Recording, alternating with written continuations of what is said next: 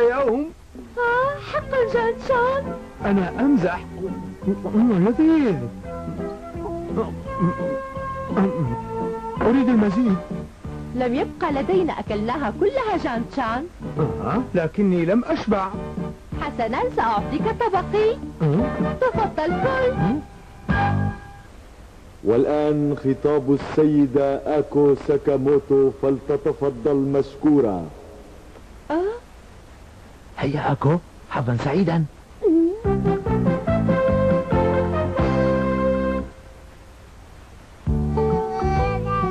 آكو؟ نعم. هناك رسالة لك ولجونيتشي وصلت الآن. شكرا لك أمي. إنها من ميتشكو. إنها بطاقة دعوة للزفاف. في هذا الشهر. ولكن يا عزيزتي آكو، يفترض إرسال بطاقات الدعوة للزفاف قبل شهرين على الأقل من موعد الزفاف. أجل هذا صحيح. إنها عروس حزيران. الفتاة التي تتزوج في حزيران تكون عروسا سعيدة. هذا اعتقاد ياباني قديم أخبرتني عنه جدتي. صديقتي ميتشكو، إنها صديقتي منذ أيام المدرسة. هل يعرف جونيتشي صديقتك ميتشكو؟ طبعا، لقد كنا كلنا زملاء في نفس المدرسة. أتعرفين أنا أحبكما كثيرا أنت وجونيتشي. ماذا تعنين بكلمة أحبكما؟ هل تعنين أنك ربما أنت وجونيتشي أنكما ربما... ماذا بك آكو؟ لازلنا طالبات مدرسة وما زال الوقت مبكرا جدا كي نقرر من سيكون شريك المستقبل. ميتشكو، أنا أستلطف جونيتشي كثيرا جدا. حقا ما تقولين آكو؟ لا تقلقي إذن يا عزيزتي آكو، لن أفكر بساكاموتو أبدا.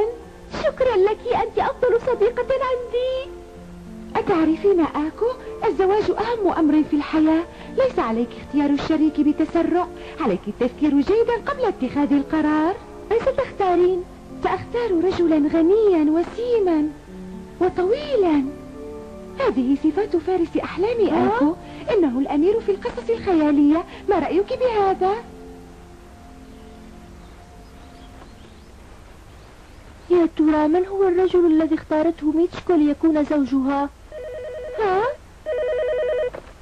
ماذا ساكاموتو؟ مرحبا آكو، كيف حالك يا عزيزتي؟ بخير، مبروك ميتشكو. وكيف الأمور بينك وبين جونيتشي؟ على ما يرام، جان شان رائع. هل ستحضرين حفل الزفاف أنت وزوجك؟ طبعا سنحضر. إذا أرجوك آكو أن تحضري كلمة لزفافي. ماذا؟ لا أستطيع. أرجوك آكو، أنا أرغب بشدة أن أسمع كلمة منك في هذه المناسبة، أرجوك. شكرا جزيلا لك يا آكو، أراك في الحفل. إلى اللقاء. لا، انتظري ميتشكو. لا. ميتشكو التي كانت زميلتنا في المدرسة الثانوية؟ أجل صحيح. إنها لطيفة. جان شان، هل كنت تفكر وقتها في أن تخطب ميتشكو؟ أخبرني. ماذا تقولين آكو؟ لقد كانت ميتشكو فتاة متكبرة بعض الشيء. ألم تكن تستلطفها كزميلة دراسة؟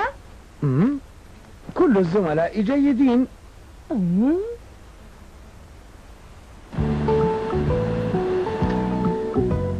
أيها الأصدقاء، ميتشكو زميلة وصديقة عزيزة منذ أيام الدراسة هاي آكو، هل تحضرين خطابا؟ جان شان، أنا لا أستطيع إلقاء كلمة، هذا صعب علي، أنا أخجل جدا. حسنا آكو، خذ الأمر ببساطة. لقد طلبت مني، أرجوك فكر معي. لا، سأذهب وألعب مع تارو. جان شان، يا إلهي، هذا صعب جدا علي.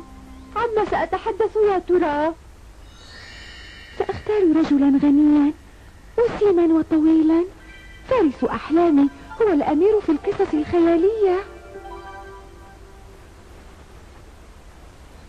كانت تحلم بالأمير الوسيم في القصص الخيالية.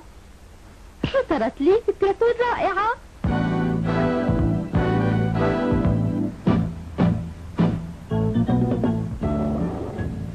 مرحبا آكو، أنا هنا. يوكو، تبدين جميلة جدا. انظري هناك. هناك عرائس كثيرات، فهذا شهر حزيران. هي ميتشكو. ميتشكو، تبدين رائعة جدا يا صديقتي الحبيبة. هذه ليست ميتشكو أيتها السيدة. آكو. آكو، أنا هنا. ميتشكو، كيف حالك؟ شكرا لحضورك سيد ساكاموتو. يشرفني حضورك حفل زفافي. تهانينا، أتمنى لك حياة سعيدة. ميتشكو، تبدين جميلة جدا اليوم كما كنت دائما أيام الدراسة. أنا آسف جدا. تعالي إلى هنا آكو لنتصور معا. لكن أين عريسك ميتشكو؟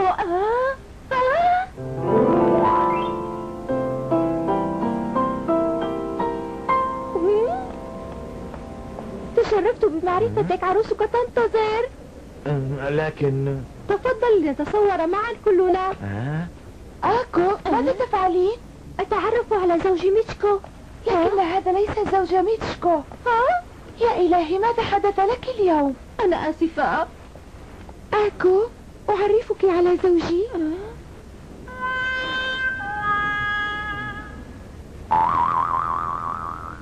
سعيد بلقائك سيدتي.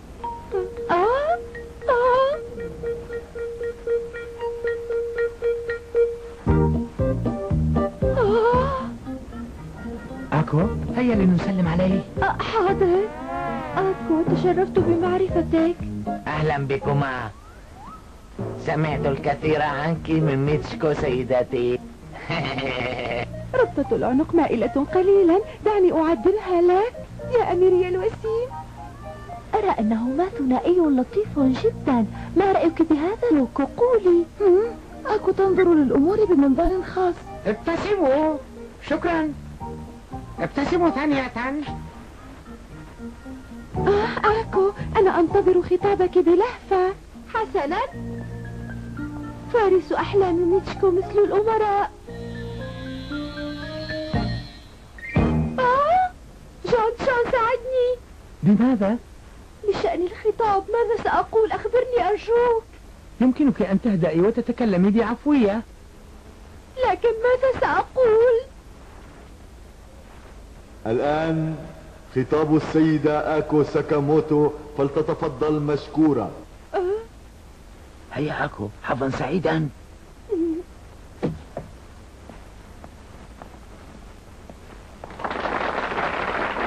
هذه السيدة آكو ساكاموتو.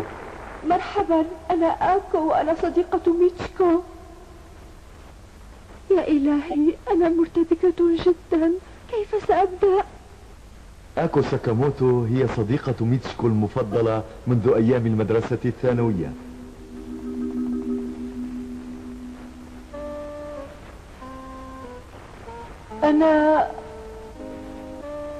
أنا لا أعرف ماذا أقول. أنا حزينة. لا أعرف ماذا علي أن أقول. أكو؟ جون. أترون؟ هذه هي قمة الصداقة والحب. زوجتي مرتبكة قليلا بسبب زفاف صديقتها، وهذا ما دفعها للبكاء، لأن ميتشكو هي أحب الصديقات إلى نفسها. لقد أمضتا معا أياما سعيدة. أيام الدراسة والصداقة أجمل ما نحمله معنا من تلك الأيام.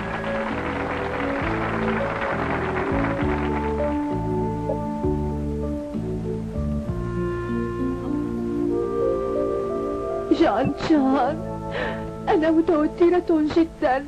لا بد أن ميتشكو غضبت مني. لا تقلقي، ابتهجي أكو، إنها تحبك. آكو، ميتشكو، أنا آسفة. لا آكو، شكرا على كلمتك. لقد تأثرت كثيرا لصدق أحاسيسك نحوي. أنت إنسانة رائعة. حتى زوجي شرف على البكاء. الجميع شعروا كم أنت تحبينني. ميتشكو. آكو.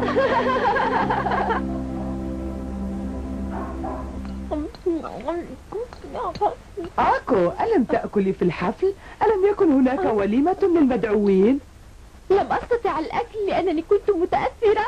وماذا عن الخطاب الذي ألقيته في زفاف صديقتك؟ كان خطابا رائعا أمي، الجميع تأثروا لسماعه، أليس كذلك أكو؟ جون لا تنزع. في الحلقة القادمة